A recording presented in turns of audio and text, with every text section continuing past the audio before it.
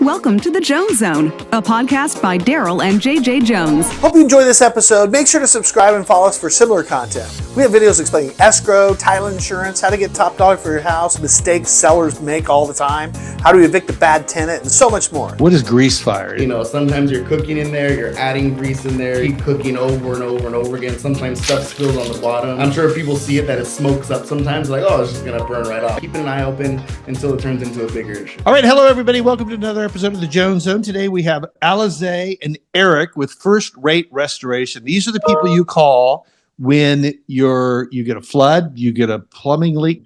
How about the recent fires? Tell us a little bit more about that. Did you have anything with these recent fires? We did a few jobs. Yeah. Something like that, what a lot of these restoration companies will do is, let's say, it's not necessarily called storm chasing, but it kind of is. Let's say you have a natural catastrophe like that. A lot of companies will go and they'll go door knock and talk to the homeowners and offer their services and, try to just get jobs that way and take care of homes any way they can. We've gotten some like that. We didn't go do that per se. We obviously service our community a lot where we're at. We do a lot of our clients, a lot of our plumbers, but we did get some referrals like that where we've done some work for them in the past. I've had a regular client that lives in the Palisades where they call us, but their home completely burned down, that I've worked at their home a lot. But it's more so if they called us, we're going to go service their home. Where other companies, they will go and they will allocate a team out there to go up and down the streets and knock and door knock and get jobs that way to service their home. What is fire damage? I mean, there's the obvious, I guess, fire damage, but I mean, typically you wouldn't, if it's fire damage, it's actually burned down, they need more than you guys. Do you guys kind of handle smoke? There's two ways about it. Let's say let's say a portion of their home burns down. Yeah. So I had it where the garage burns down up into the master bedroom. Well, that also caused smoke damage and fire damage throughout the whole house. So there's a lot of stuff that needs to get done. But obviously that area, the whole structure was gone. So you had to basically bring a contractor in to basically rebuild it.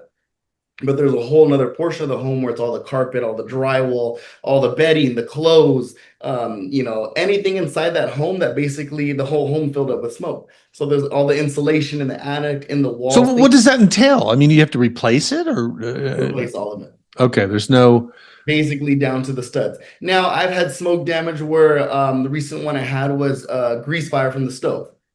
That one obviously caused smoke damage, but not to that extent. So in that case, what ends up happening is obviously smoke got into the attic. So we basically could clear out all the insulation, re-clean everything, make sure to add some equipment, sanitize it, get that smell out, and then clean all the wood structures, put fresh insulation. But also in the home, you have that soot that's on the walls. So we basically have a chemical that will go and clean all the walls, all the ceilings, the floors. We go to the extent of pulling out all the dishes, clean every piece of dish, everything that was in that affected area. We bring out cleaners to do the sofas and things like that and whatnot. So it's not necessarily everything has to go, but we do a very detailed, thorough clean throughout the home when it's just a smoke damage. Now, grease fires, is there any prevention? Because that's another reason I want people to watch this is because, like I said, with all due respect, the last phone call you want to do is have to call a restoration company because they want to prevent it. Is there anything to prevent?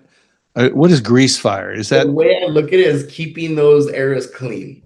Sometimes you're cooking in there, you're adding grease in there, and you just keep cooking over and over and over again. Sometimes stuff spills on the bottom, and I'm sure people see it that it smokes up. Sometimes like, oh, it's just gonna burn right off. In an oven? In an oven. Okay. Yes, okay. Where things just like grease will build up in there. People don't clean it thoroughly. Now there's that one was through the oven. That's where that one happened.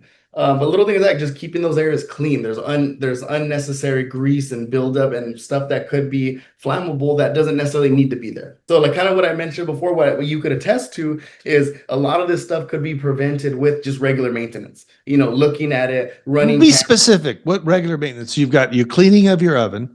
You got snaking your pipes and or camera through your pipes. Or camera, servicing them. A lot of, even when it comes down to the water heaters, you should annually service your water heater. They come and drain it and filter it, get all the sediment out in there. Little things like that, making sure, because once in a while I have a water heater that completely fails and dumps all the water. Now if it's the water heaters in your home, that's an issue. If it's in your garage, not so much of an issue, but it still kind of is. But servicing the water heater, servicing your appliances, keeping things clean, the grease, things like that. Servicing your, like I said, the actual sewage from the city to you, the inside of your home as well. And then, yeah, I guess from the only thing that's more trickier with those is actual water lines itself, because you don't know until you see it. You Mm. don't know until you see damage. You see bubbling on the wall, you see your baseboard swelling up, little things like that. But it's just keeping an ear open. I've seen so much stuff that in my home, if I just hear water running, I want to see where's that coming from, what's going on. So little things like that, just keeping an eye open until it turns into a bigger issue. It must vary quite a bit because it depends on how much damage, I'm guessing. It does vary. So from our job itself, it depends on what the process is. So obviously we work with homeowners most of the time it's through insurance. It's a big loss. We're working with them, getting the claim set up, helping them throughout the process, doing the documentation, speaking with insurance adjusters, doing the inspections, that whole So like 9 yards. 2 weeks, 2 months, 6 months. For What's the our shortest and what's the the shortest we longest? could probably be out within a month, but that's the reconstruction as well. So the So that's mitigation is pretty quick. so The 30 mitigation, you days. go in, you open everything up, dry everything up, get the home back to where it needs. And now if we're doing a full kitchen, bathrooms, flooring throughout the house, the thing that takes the longest is the remodel. You want to make sure that you get the correct amount of funding from the insurance. Everything is accounted for. You're getting the money back. That's going to obviously cover everything. And then most homeowners, I tell them treat it as a mini remodel. What kind of floors do you want? How do you want to change Yeah. it? Homeowners want to do little things differently, so then it comes back to you want to look at samples. So the reconstruction portion is a little longer So because 30 days to a year. 30 days to about 4 to 5 months. Whole house floors, full bathroom remodels, full kitchens, all the cabinets, countertops, new appliances, everything from start to finish. So you have water, mold, smoke. Those are basically the 3 tiers we go in. Now there's other avenues. A lot of people do, trauma scene cleanup, biohazard cleanup, things like that. Oh, that's if like there's a crime.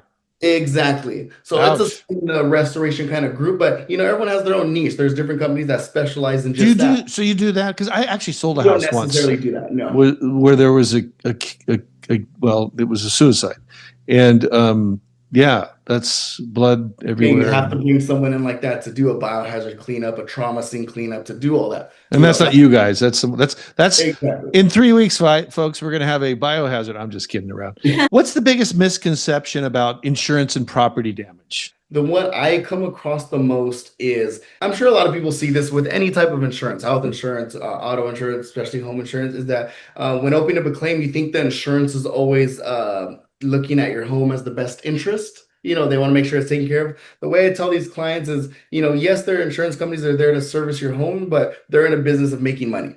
That's why they're around. That's what they do. That's why they service all these homes. They're in the business of making money. So a lot of the times it's when we're dealing with insurance, it's not as straightforward as you think. I always tell the clients, before you open up a claim, let's get all the facts. Let's see what's going on. Let's see what's exactly happening. We don't want to say the wrong thing to any insurance. We want to make sure everything's as smooth as can be. Let's get the right facts. Let's get the plumber's report. Let's see what the issue is itself. Because sometimes they see water damage and they just want to call insurance right away. And you guys are the experts, meaning you've worked with insurance companies. You're going to know exactly how to prepare Exactly. the client to deal with a situation, those types of situations. Do you have a story for us? Do you have a good story where, I don't know, something that, oh gosh, I was going to date myself. I was like, you handled Marlon Brando's house. You guys probably don't even know who Marlon Brando is. You handled Taylor Swift's house or anything like that. Any good stories for us? Nothing like that. No. I would say kind of what we do is a little boring. Not nothing too exciting, but it's a good process. So don't have no exciting stories like that. But I would say it's not the most glamorous, but it's a pretty straightforward Well, process. especially that sewage part. That sewage part kind of, No one loves that. you A don't lot get paid of enough. A lot of the times we go to these jobs or a plumber goes to a job to service, and if it's already filled up with sewage, they won't even go in to service the call. They call us first. Hey, we're not even going to go in there until this is clean to fix Yeah. stuff. So that's where we come in. We get everything extracted out. Usually all the mud has to be cleared out as well too, because that's all Mud or poop? No, even after you extract all that out, all the like the subfloor itself, that's all dirt. All that water was just sitting on the dirt turns into a yucky mud. So you got to clear it out because all that bacteria. And we usually lay fresh sand, let it absorb again, turn it over again, and make sure it's all fresh and dried on there before someone could even go in there and work. Because no one wants to be crawling through all that. So that's what No. it's all cleared out. And how long, if you had a sewage, are those sewage leaks, are those a little bit longer than plumbing They're leaks? always longer because no one's checking there. They don't. The only time they'll notice is if they start getting the smell. And if you're to get the smell, it's been there for way too long. Ah, Yeah, because if you're smelling it in your home, it's been down there for a long time. yeah. And that's not underwear. All right. And sewage flies, things down there if it's been there for a long time. Yikes. Thank you for doing this. If anybody did want to get a hold of you, what's the best way to reach you guys? A phone number, an email, a website? I would say anywhere through online, we're always available. There's also when you go on through We our have Instagram, and things that First there's our Rate numbers. Restoration. It's First all- Rate Restoration. Yes, at First All right. Rate Restoration, our Instagram, 562-475-7278. All right. Well, thank you guys both for doing this. This is great. Hopefully you've helped people with all due respect, avoid calling you guys.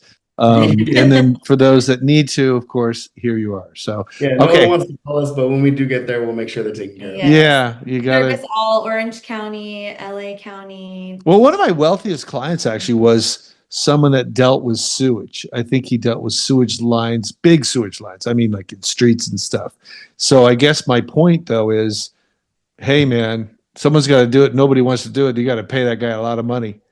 So someone has to go in there and take that. yeah, it's not a bad field for someone.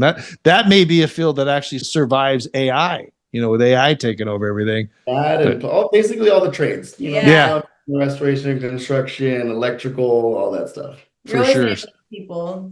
I know. That. Well, thank you guys so much. You guys go ahead and take the rest of the day off. I doubt you can do that. And hopefully we'll chat soon again. Yes, we will. Thank All right. you. Thank you. Thank you for watching. If you liked the video, please subscribe for more.